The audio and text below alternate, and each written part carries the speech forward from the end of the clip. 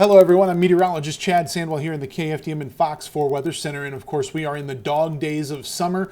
Late July, early August have been unusually warm here in southeast Texas. We currently sit with a streak of 4 days in a row of 100 degrees or better at Jack Brooks Airport down in mid-county. That is where the official temperature is kept for southeast Texas, and of course the forecast calls for more heat and humidity over the next several days, so wanted to take a few minutes to remind everybody the conditions that set in when you experience heat exhaustion or heat stroke. And of course, the temperatures are going to stay warm, and of course we'll have high heat index values as well. So here's what we can look for, some of the symptoms of both heat exhaustion and heat stroke. We'll start out, if you feel faint or dizzy, that might be the sign of heat exhaustion. If your conditions are more of a throbbing headache, that leans toward the side of heat stroke.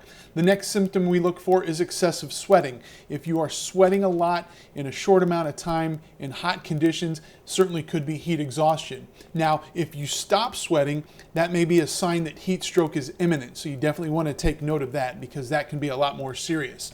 The next symptom, cool, pale, and clammy skin.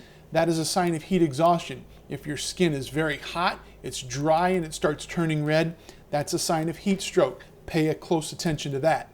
The next symptom, nausea or vomiting, can happen with both heat exhaustion or heat stroke. And of course, those are very dangerous scenarios, so you definitely want to start taking those precautions to get yourself taken care of. Rapid or weak pulse, that's going to be with a heat exhaustion situation. If your pulse becomes very strong, very rapid, that is a heat stroke. Now, all of these conditions are dangerous, both heat exhaustion or heat stroke, but with heat exhaustion, you can treat it pretty quickly. Muscle cramps may also set in with heat exhaustion. Heat stroke scenario, you could lose consciousness. Now, to treat both, this is the way to do it. If you're looking at a heat exhaustion scenario, get to a cool air-conditioned place. Drink plenty of water. If you're conscious, take a cool shower. Use cold compresses to help lower your body temperature. If it's a heat stroke, or if you see someone having a heat stroke, call 911 and get it dealt with immediately. Again, we are dealing with some pretty warm temperatures over the next several days.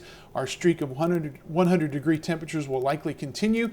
Of course, these are the two symptoms you need to be aware of when things get this hot. Heat exhaustion, heat stroke, real issues here in southeast Texas as we continue through the dog days of summer.